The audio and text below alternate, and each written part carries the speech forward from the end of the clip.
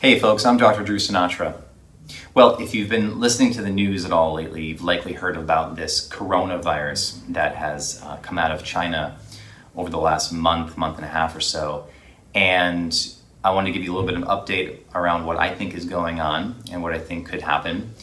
Today being January 29th, what we know is that there have been thousands of people that have been infected, mainly in China, and there's been over 100 deaths so far. And there have been people that have brought the virus back to the United States and Canada, so it is here. And this coronavirus is actually in the same family of viruses as the SARS outbreak that we saw in 2002. That's the severe acute respiratory syndrome that hit. And that virus led to many different deaths back then.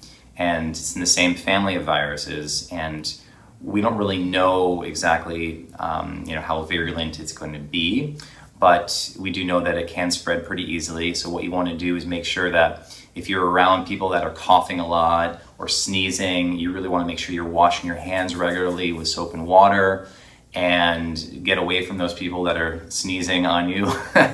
And protect yourself as you would for the typical cold or flu that is viral in nature.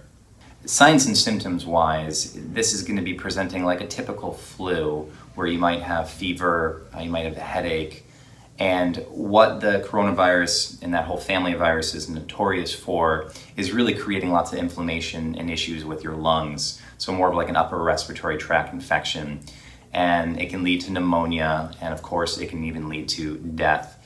But in terms of signs and symptoms, it might be hard to differentiate the coronavirus from any other flu that is being passed around right now, and it is wintertime, and there's lots of different influenza viruses that are spreading, and people are getting sick left and right. But really, primarily, it's the lung symptoms that might differentiate it from other viruses going around. And if you want to take some antiviral support to help boost your immune system, I'm a big fan of vitamin A, vitamin C, vitamin D, making sure those levels are high and robust, making sure you're taking some zinc. And I'm a big fan of antimicrobial, antiviral type herbs like lomatium root or licorice root or astragalus or propolis, and even taking something like beta-glucans, which are essentially extracts from mushrooms that help boost immunity and have antiviral properties as well. That's what I would be taking if I was at all concerned about this virus. Like I said, we really don't know what's going to be happening with this. I think that it is something to become aware of and watch. And we do need to protect ourselves, so make sure you're boosting your immune system. All right, protect yourself, and I'll talk to you soon.